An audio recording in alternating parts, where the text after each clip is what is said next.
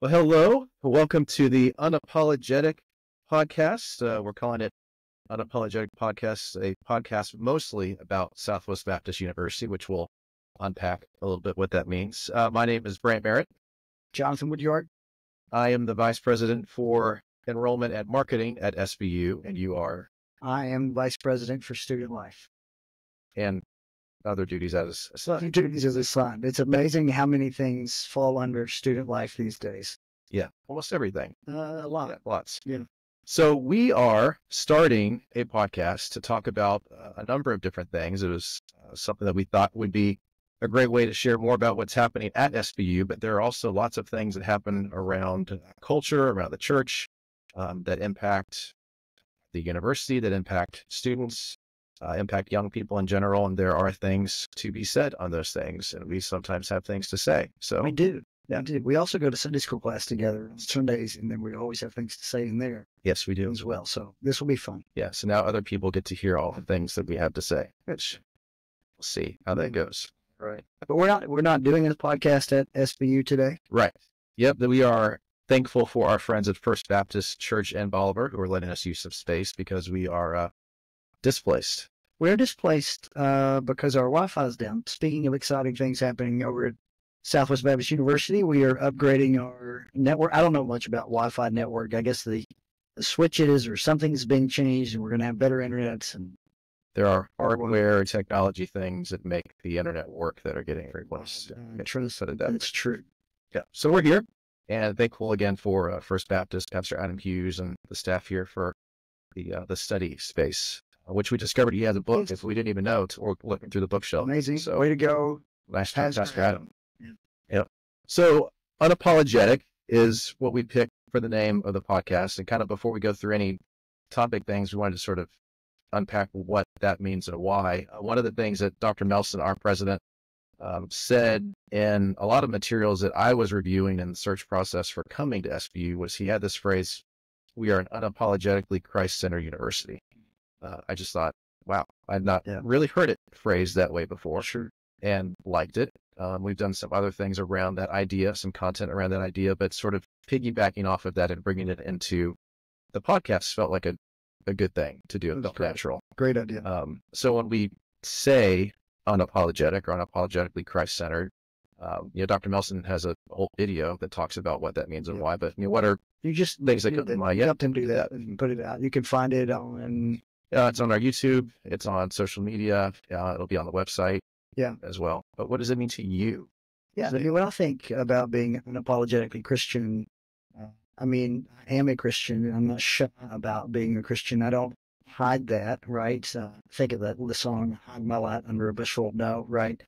So the children's song. So we're just serious about being Christian. We're not shy about that. And then at the same time, it just permeates everything that we do. It's how we see the world. We see all of reality through a Christ-centered worldview or through a biblical worldview, whether it's politics, which, something that everybody's talking about today, or even the hurricane, the wind's blowing. How do we think through those things? We come to those sorts of issues from a biblical worldview.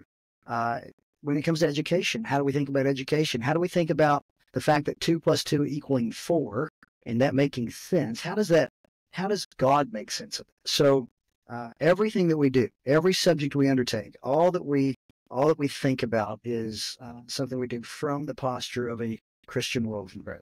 And it is when I even and we're helping Dr. Nelson write the script for the Unapologetically Christ-centered University piece, one of the things I was trying to think through is how do we not make it sound too presumptuous or too pompous? It can kind of come across maybe that way, but I think there's a humble posture before God that we have in that gives us confidence in how we view the world and how we sort of put all those things in that perspective. And so we don't say unapologetic in the sense of like we never apologize for anything, right? But it's that idea of there is a very clear in Scripture way to think about. We're not gonna apologize for our Christian convictions. Doesn't mean we want to be jerks. Doesn't mean we don't want to be winsome. We want to be winsome. We want to be kind. We want to be gracious. Our speech seasoned with salt. All those things we want us to be true. But we're not going to apologize for, say, holding the line on Christian teaching even when it's at odds, as it often is, right, with the culture. So we're not going to shy away from speaking truth, but always trying to do so humbly, always trying to do so with kindness. And so speak the truth in love, that sort of posture. So not shying away from our Christian convictions, but also engaging, hopefully, lovingly, kindly, graciously with the world. Yep.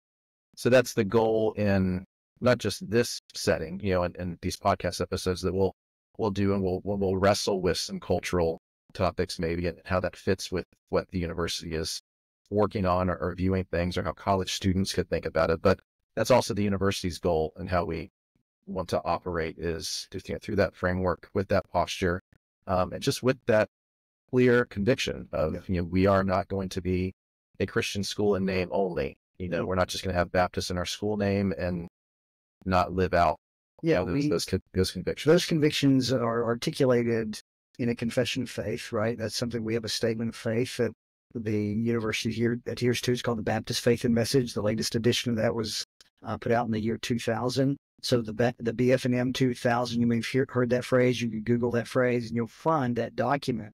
And that document really defines who we are. And so at every level of the institution, if you work at Southwest Baptist University, you've at least read that document, and then you've articulated if you have any disagreements. That's something you've got to talk through even before you're hired on. So we're a confessional institution rooted in the historic Christian faith, been around for, almost 150 years. What's the exact? Yeah, 1878, so 146 years. Yes. Started by the Missouri Baptist Convention, and accountable still to the Missouri Baptist Convention, representing the churches, the Missouri Baptist Convention, and trying to do so in unapologetically Christian, Christ-centered ways. Yep. So that'll kind of give context, give an umbrella to things that we'll talk about in future episodes. We do plan to do these weekly. Yep. So to have weekly episodes because we have so much time. We have nothing else to do. Right. Really just we're looking for something extra. Yeah. We could. Right. Yeah. And hopefully this was a great idea. Hopefully the deadpan comes across pretty well on podcasts. So if you know me and you're around me, you'll pick it up. Yeah, we're being sarcastic. We have plenty else to do, but we feel this is important. And I think it's important, not just to speak broadly, but there are just a lot of things about the university that need to be shared, and great things that need to be shared, and even just clarity on mission and who we are, which we can kind of help you through this. And for us, it's a good use of time because we enjoy bantering and wrestling with topics. I think I enjoyed time with Brandt and talking through these things, but it also, I think, helps us be able to think through, carefully talk about what's going on at the university, and I think hopefully it'll make us better leaders in our own areas, spheres of influence. And hopefully, again, will be helpful to those who watch as they're thinking about college choice. It's a big deal.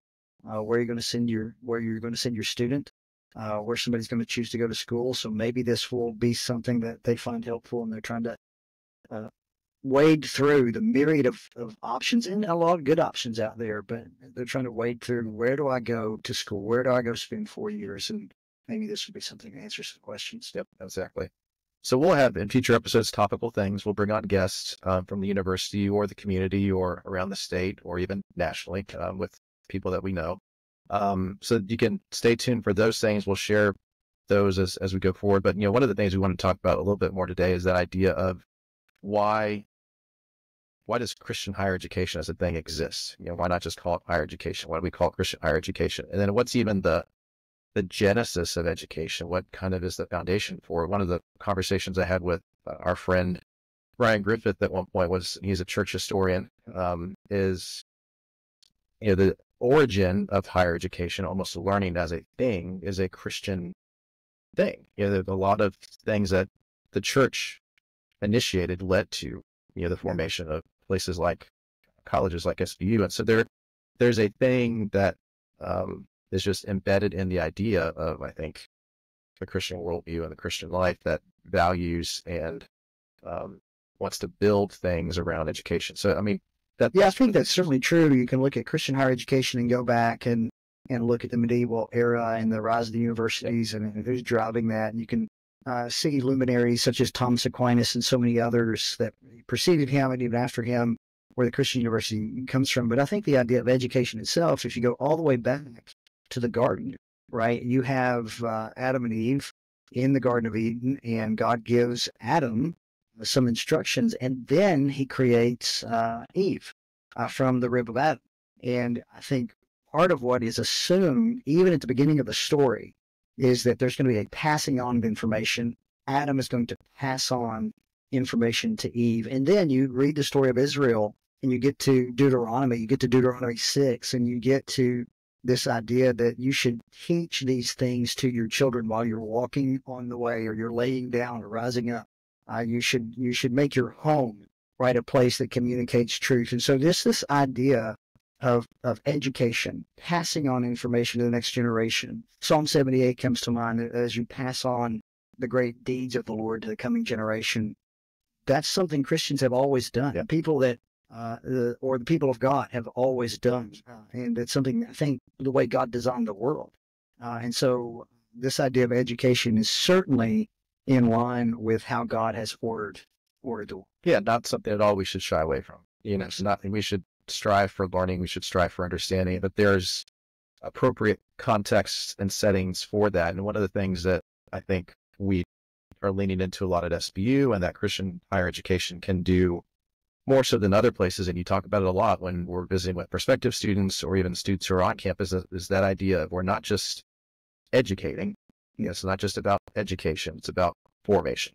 Yeah, it's forming. That's right. It's not just about the education of the mind, right? It's not just about gaining intellectual weight is the way I like to say it. You're not merely going to university or a college to get a degree so that you can get smarter and then go home for Thanksgiving and win the debate around the table, right? You start debating politics, and here's Right. Johnny come lately who went to a college class, and now he's sitting there arguing with his grandfather and mom and dad, look how smart I am. So it's not merely about gaining intellectual weight. It's not merely about preparing for a vocation. I think in the West, there's kind of this vocational instinct when it comes to Christian, or when it comes to higher education, that you graduate from high school, and for a lot of people, you go to college, and you go to college to get a degree so that you can get a job, right? So that's a vocational bent. Now, that's not necessarily wrong. Right? We actually want people to come to our school and go to class and graduate with a degree and go into the workforce. So that's a good thing. But at the same time, I think if that's all you think about when you think about education, I think you have a deficient view of higher ed. Instead, education is about the formation of the entire person. We're trying to shape certain types of people. Yep. That I think if we shape mature men and women who have habits of head and habits of heart, that are in line with what we think is true, rooted in the narrative of the Bible and what the Bible says, that type of person is going to be better prepared for the workplace anyway. But we want to shape the whole person. So it's not merely the classroom that does that. Of course, it's the books you read. It's the professors you sit under. It is the peers that you're around in those classrooms, the papers you're writing. All that stuff is shaping you. But it's more than that. The college experience is the extracurriculars, the intramurals, the dorm life, the events that you go to, all of that stuff. We're trying to create a culture at Southwest Baptist University where all those things, all those pieces are being put together in such a way that we're shaping mature men and women who are ready for a chaotic world. Yeah, and it's a mission that drew us here, drew me here, and draws so many people in, because I don't look at what we're doing. There's the individual impact that I absolutely care about each student, that they should flourish, that they are able to serve God well and be a fully formed person. But man, there's the cultural, societal piece, right? I just firmly believe what we do and what other really committed, authentic Christian universities do is we're forming these people who will create the culture that I just feel so strongly is needed, and that will be ready to challenge and overcome the negative pieces of the culture that we see out in the world today. So then they're culture creators who are making a major positive impact on society, but they're also, culture defenders to really, and that sort of formation, I don't know really, that there are many other places that can take that on like a Christian college Yeah. can. We're taking on in a way and shape the type of people that Yeah. we believe need to be shaped, right? This is where the unapologetically Christian piece kind of comes back in. We are unapologetic that every student that comes to Southwest Baptist University will be engaged with the gospel, right? That we want them to hear the good news of Jesus. We want them to respond to the good news of Jesus. But then, through the various things that we do, we want to shape them into men and women who follow him, look like him. And so as they go create that culture, they're doing so as unapologetically Christian individuals who have been shaped into the image of Christ. So we're laboring and toiling, as Paul would say in Colossians 1, to present people mature in Jesus. We're after that. Yep. Yes, we want them to be saved, reconciled to the one true living God, but also to go into the world and soak the culture with a Christ-centered worldview. So I think that's a huge piece, and I've seen the impact of SBU on Bolivar. So we're living here in Bolivar, and it's tremendously different from where we came from in Minneapolis, in the outskirts of Minneapolis. We come here, and the culture is just different. I see teachers in the high school and in the middle school and in owning businesses here in town that were educated, shaped, formed in part, not totally, but in part at SBU. And it really creates a different type of culture here in the area. Yeah, it does. And us coming from Florida, which is a little different than Minneapolis, has some of those same characteristics that we find in Bolivar, but the Bolivar size is this sort of intimate experience. And, even moving here with kids, you're kind of like, okay, let's go look at and Polk County Christian schools are great. Sure. I mean, we really, thought that would be a great option, but we also like public schools, but you kind of get, curious, what's the Depends on where you culture of that school that's like. And so quickly going into the schools here and seeing, if not every other, more than every other teacher is, if not an SBU graduate, a believer, and you can see that whether they communicate or not, just the culture's different, the worldview is different. So just a great comfort level with, to send kids into a community to learn at a secondary level. Yeah. And we want to see those types of graduates multiplied and sent out into Missouri schools and beyond, right? I was sitting with a student earlier in the week who came to the office, wanted to talk about some things.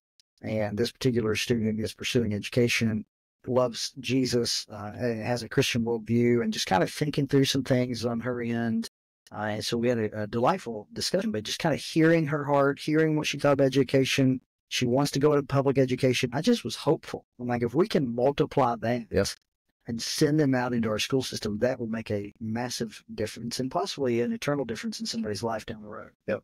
And we are always, careful, and you do a great job of this and working with students. So we are not the church. That's right. The church has a critical role to play. And then you hinted at that. It's like, it's not just on SBU or Christian colleges to do some of this formation, because the local church has a huge role to play. And we encourage all of our students to go to local churches. We don't have services on Sundays on campus because we want them to get plugged in and value the local church experience. And so we really do see ourselves as coming alongside, augmenting, supplementing and just sort of elevating what local churches can do with that. Supplementing families, right? We're not taking the place of mom and dad.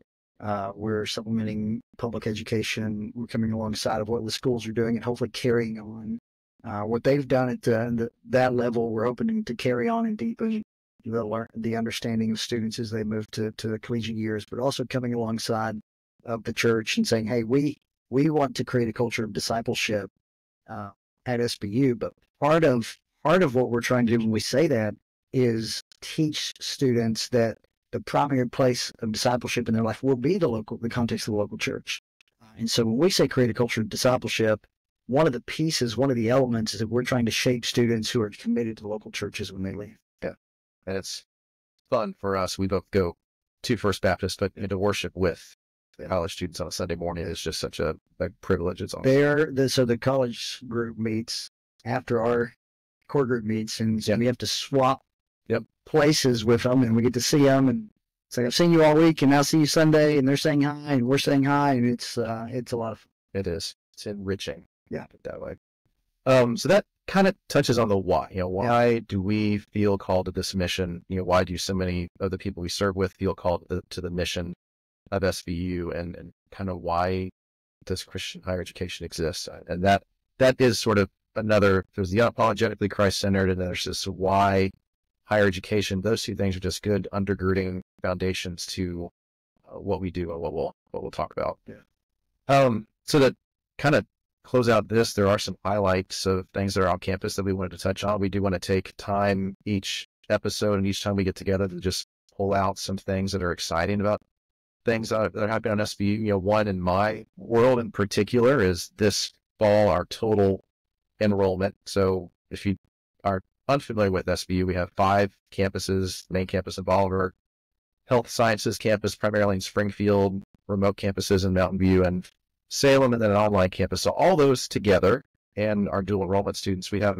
more students this fall than we had last fall, which is a great thing. And that is the first time upward movement. It's the first time since 2012 that upward movement in total enrollment has happened. I mean, that's so not that's a small very thing. encouraging. I mean, that is 12 years. Right. And we're seeing an uptick. I mean, that's massive. Yeah, it's a great feeling to see that a lot of the things that collectively our leadership team, staff and faculty on campus, current students, all sort of play into changing that trajectory. And I feel really encouraged by that. Our freshman class on the main campus in Bolivar for 3 years in a row, we've had more freshmen. So just a lot of exciting things of how we are drawing students to the mission of SBU. The interest is there. It seems to be there are challenges. The school has challenges. Every institution in higher education has challenges, but that's a really important data point that creates a bit of excitement, at least for me. I know for you, I'm excited to hear that and see that graph kind of tick up. Yeah, but then in the classroom, our health sciences faculty and the programs, the facilities we have for nursing, physical therapy, radiography are world class, and that comes through in the results. And so we got results recently for our nursing students on the Bolivar campus. They have an exam called the NCLEX exam. It's their licensure. They can't become a practicing nurse until they pass this exam. So it's kind of like, their CPA, or if you're your bar exam for a lawyer, this is your exam as a nurse. And for the 4th time in 5 years, the Bolivar campus has had 100% first-time pass rate for nurses. And so the dean, Brittany Hendrickson, Heather Dalton, the chair of the program on campus, just incredible work by them and the rest of the faculty. And then, of course, for the students themselves to study and commit to passing that exam. So we've got a number of nurses going throughout the state, around the country, to hospitals and clinics who passed first time after graduation. And so that's to your point earlier about who are we sending out and the formation that's happening. A great group of nurses that just went out this fall. It's awesome. Congratulations on the uptick. Yeah. Congratulations to our faculty and staff that are getting people through our programs and passing their tests. That's great. On the student life side, it's been a really energetic beginning to the semester. And a lot of reasons is because there were so many things packed together. But welcome week went great. We had a great group of students. There was a lot of energy. A lot of students come back being leaders, our welcome week leaders. I had a great group of freshmen. Had a bunch of people out of my house. So we started for those of you who don't know, we started this event at my house. They call it Woodyard's Front Yard. We bus everybody out and we have them at our house on the front lawn, and we eat food, and there's a dunk tank and all that stuff. And just everybody the first time we did it, people showed up and then they were ready to go pretty quickly. Yeah. And this time people were there for a long time. And so that was amazing. Just a great opportunity for me and others to get to see students off of campus in a fun environment. And just that whole welcome weekend, we had some really good feedback on. So that was exciting. Led into our Convoy of Hope event. Again, we gave out thousands of bags of groceries to the community. Love our partnership with Convoy of Hope, who, by the way, right now is trying to serve people in North Carolina and Florida. So Convoy of Hope down in Springfield, just a massive effort to bring supplies to people who are in need due to storms, recent storms. But thankful for the partnership with them. That event went really well. We have a lot of this is being put together by a brand new director of student activities and campus experience, Taylor Worley. Love Taylor. Taylor's a great guy, full of energy and ideas, and getting his feet under him, moving his family from Texas to here. He has background, residence life from University of Kentucky.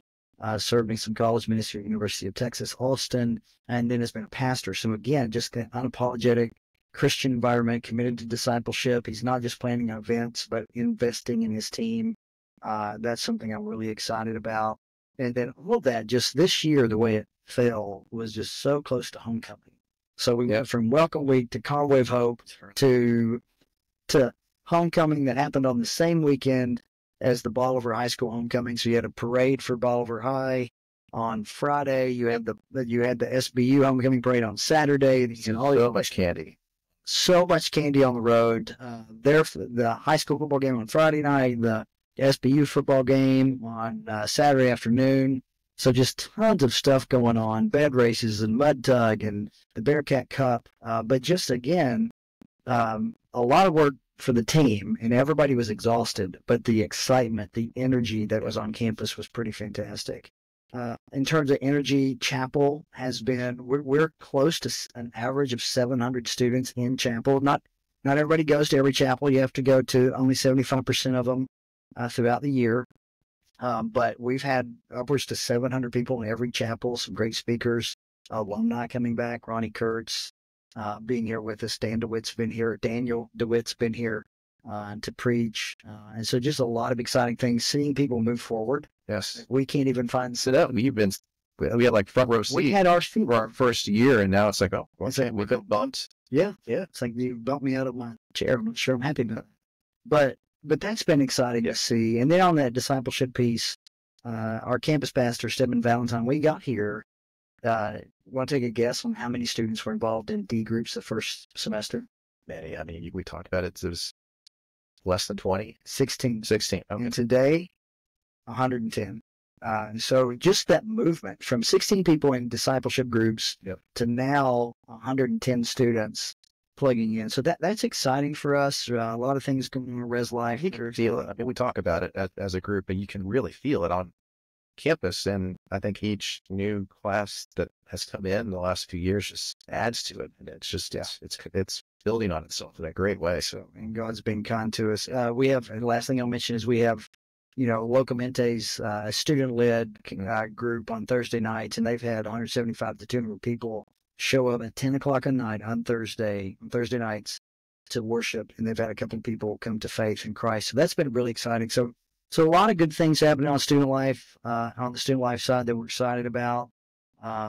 Much more I can say there, but the energy is something you can feel. Yeah, absolutely. And, we have lots of ways that we share stuff from campus. There's the website, there's our social media accounts, at SBUNIB, which I still have to catch myself. It's not NIV because the NIV translation is UNIB like university, so at SBUNIB. But constantly sharing either chapel highlights or news on campus. So, follow those if you want to hear more of the exciting things happening. And then we will do this again next week after Thursdays, the week after. We'll kind of see when these get published. I think we're still kind of new at how we distribute this stuff. But I think this is going to be, that's your job. Fun is mine. Yeah. You figured out the mic. I did figure out. It's funny. You're the tech guy, and I had to figure out the tech today, but we made it work. Let's see if this uploads, but then we'll go from there. That's good. All right. Good start. I hope it does. Otherwise we just had fun talking. But we'll get this posted. We'll be back next week, and we will keep talking about the great things at SBU and stuff that's happening in culture, and stay tuned.